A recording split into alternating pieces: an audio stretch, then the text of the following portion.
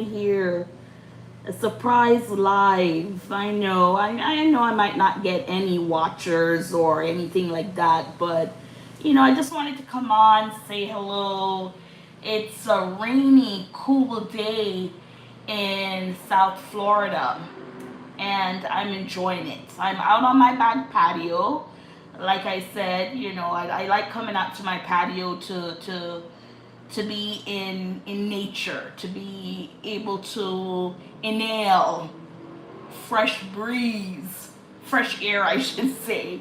And so if you hear like the plane, the birds, cars, stuff like that, it's because I'm on my patio. So come on in, give a thumbs up, let's spread our channel. We have over 2,400 subscribers and we need more to grow this little channel. So I'm on just to speak on two topics, and we're gonna speak about the Karamo Brown.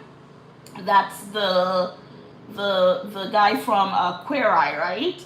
Now I've never watched an episode of Queer Eye, but I've seen snippets and things like that. I have one person give a like. Let me just get the one like. We're just gonna do two quick topics, and that's Karama Brown, and we're gonna see what's going on lately with the David storied. We're with Celeste Rivas. It's like we're getting nowhere with that. We're not getting any more information. The last information we had on David was that he was a suspect, or they were going to name him a suspect. Other than that, there's no arrests, no warrants, nothing like that. So I just wanted to come on and just give a quick rundown on what the situation is and where we're going from there. So first off, we're going to start with the Karamo story. So Queer Eye, their final season is premiering on Netflix, season 10. And apparently this was filmed last summer. And of course, they're making the rounds. Usually you do the shows and you make your rounds, you go around. And all four guys were there except for number 5, which is Karamo Brown. And he released a statement, mental health, stuff like that. So we're gonna play this video. Not here. I'm gonna let you listen to it because I'm not quite sure how to navigate, the screen and doing a video. Right now I'm speaking to myself. 3 minutes in, one person came in, they went out, but that's fine. So we're gonna go ahead, and this is from Jenna, and what's her name? Oh Lord, I can't remember her name. And I don't want to say, well, I'm not going to say it, but let's listen to this quick video of them explaining what's going on. So let's listen. Of the Fab Five here, we received an email from Carmel's assistant this morning, which said in part, quote, people notice that someone is missing. So obviously there are 4 of the Fab Five here. We received an email from Karamo's assistant this morning, which said in part, quote, Karamo has felt mentally and emotionally abused for years, and he's been advised by his therapist to protect himself and his peace by not attending. But he did send this video. Take a look. Hey, Jenna and Chanel, congratulations on becoming the most amazing duo on daytime TV. I just want to say thank you to all the fans who supported us and rocked with us for 10 seasons. This new season is going to be amazing. You're going to love every minute of it. And just like the themes of this season, I'm modeling what I believe is most important, which I want to remind you all. Love yourselves and protect yourselves. That's why I'm here at home and not there. But continue to watch the show. The crew worked on it and did an amazing job. I want to shout out to the crew. I want to shout out to all the fans. I want to shout out to the executives from Netflix. Thank you for having me for 10 seasons. People notice that someone is missing. You just heard him right there. He shouted out everyone except for his fellow, his fellow, people who does the show with him. So he shouts out everyone except for them. Now it's being revealed. We're going to read an article from TMC, and they're saying that the reason why he did not show up is because during taping, he stepped aside for a minute, and his mom, she had the mic on, right? The headphones, And when he stepped away from his co-workers, I'm going to say co-workers, then they started, his mom on the headphones heard his co-workers speaking badly about him. So that's the reason why he did not want to promote the show with them. Now, this is from last summer, they're saying that the show was taped. So these guys knew exactly what was going on, but yet still they go on the platform pretending like they don't know, they didn't have any idea. Now, some people are saying, Karamo, why would you wait until the last season to have this out when, you're complaining, or people have said in the past that, it's a toxic work environment, but then you still hang around. But if you're on the contract, then you can't just walk off like that, right? So I'm guessing the contract he was on, he wasn't obligated to go and do the shows. So, Karama wasn't obligated to go and do it. So we're going to read this article from TMZ telling exactly what happened. Now, they did not say what the mom heard his fellow co-stars said. But it says Karamo Brown fell out with 3 of his Queer Eye co-stars after a hot mic moment his own mother heard on set, TMZ has learned. So his mother heard what they were saying about her son. Sources familiar with the situation tells TMZ the cast, which is Karamo, Anthony, Tan, Jonathan, and Jeremiah, were filming season 10 last summer in Washington, D.C. when Karamo brought his mom to set for a visit. We're told she was given production headphones and observed filming nearby. At one point, this is where it gets where they're telling why. Karamo stepped away from the group, and while he was gone, Anthony, Tan, and Jonathan were overheard speaking negatively about Karamo, including criticizing certain lifestyle choices he makes. Now the mother is sitting there and she's hearing these people talk badly about her son. It says, unfortunately for the 3 guys, Karamo's mother heard the entire conversation through her headphones and later told her son what was said.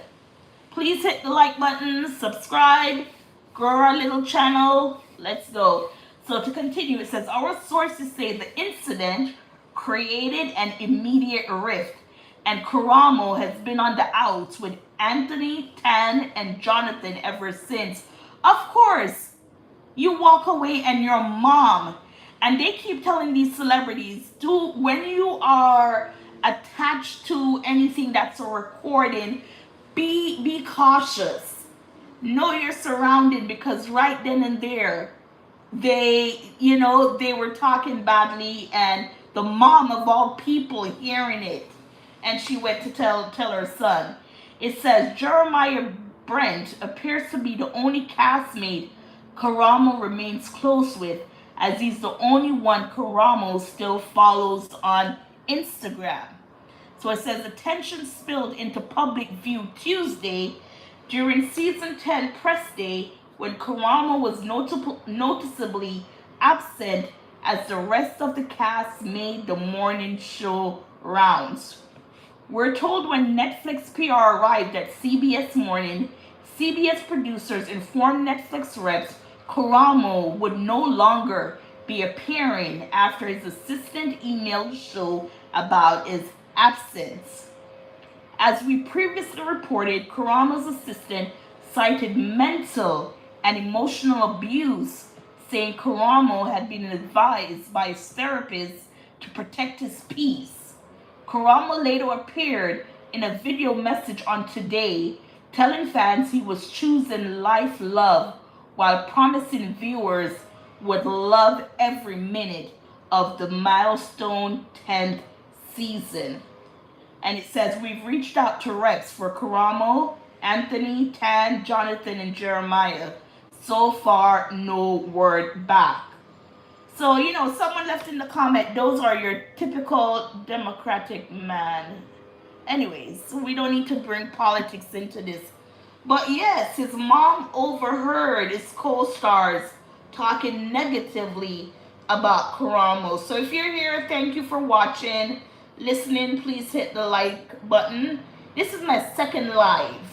I'm still trying to get the process of how to go live and show pictures, while I'm speaking. But yeah, thank you for coming. Thank you for listening.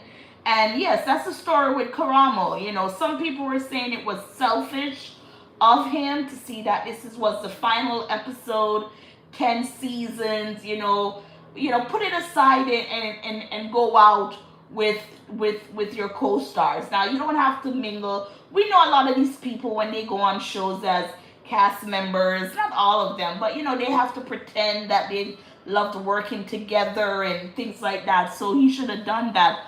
But no, not for you, for your own mother to hear what they were saying and for your mom to come back and tell it to you. Now, some people might say, since this is being revealed, that they should go apologize to the mother for disrespecting her son. Some say yes, some say no. But again, you have to be cautious. If you're just coming in, I'm just getting over the story of Karamo Brown and the reason why he was not on the press tour for the final and 10th season of Queer Eye. It's because his co-stars were talking badly about him, and the person who heard all of it was his mother.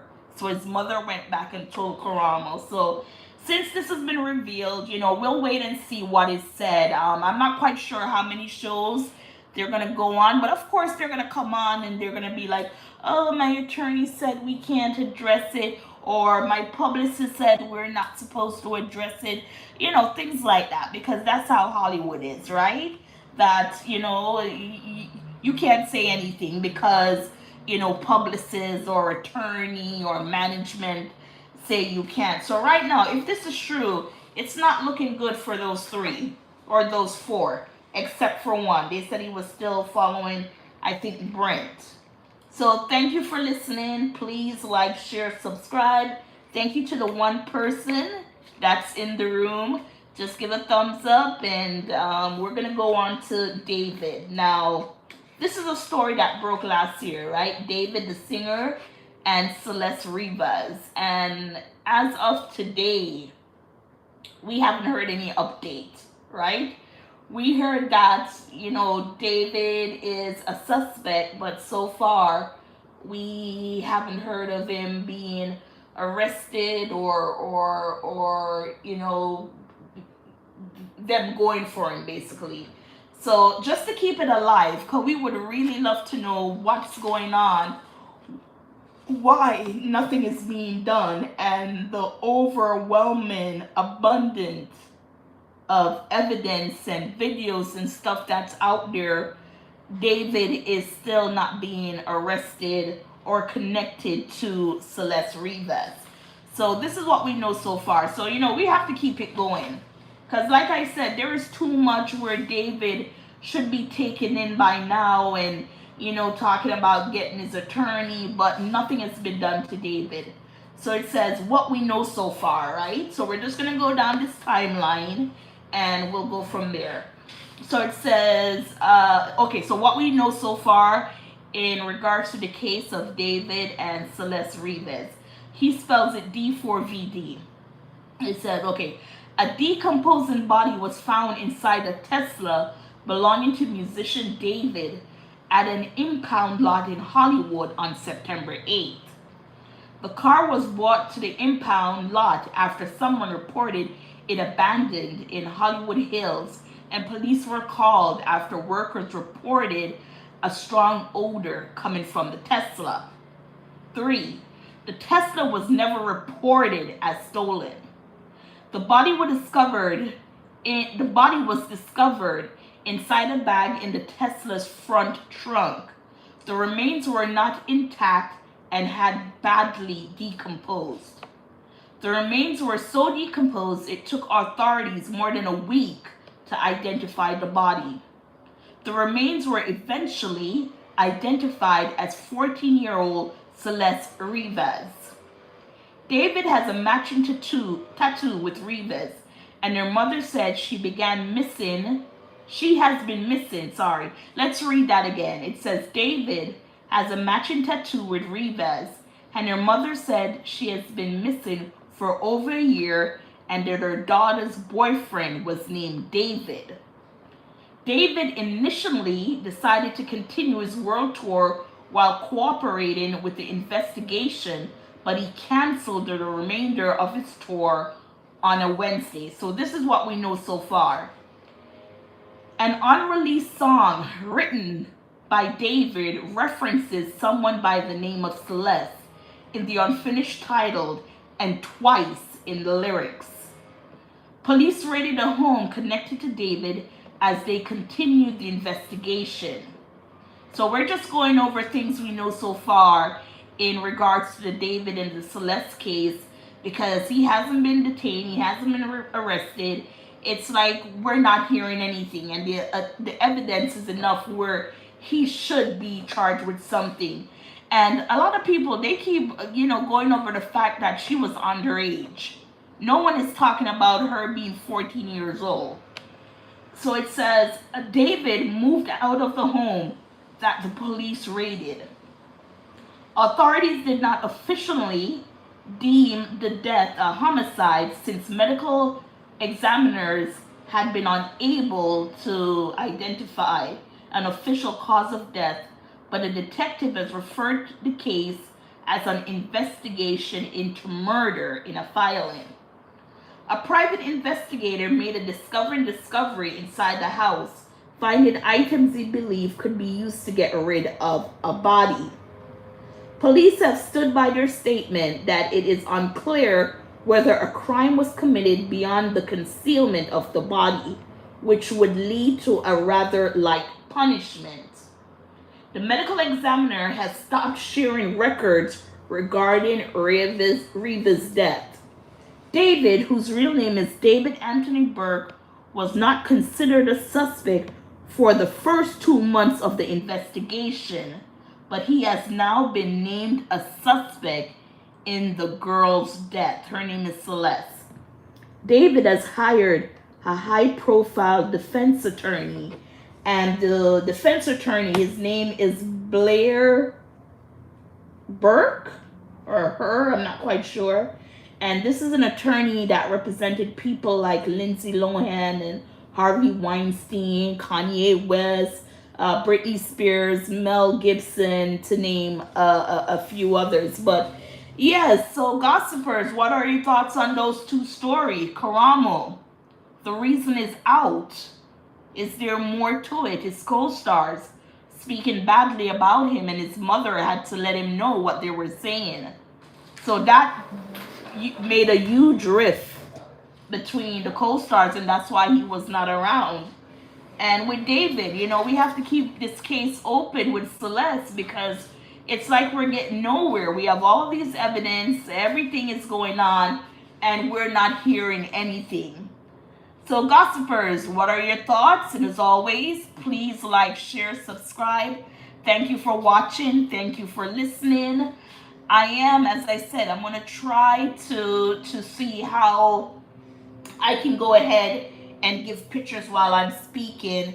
But again, thank you so much for watching and listening. And until next time, thank you, gossipers. Those who wanted to show up, I should say. Thank you, gossipers.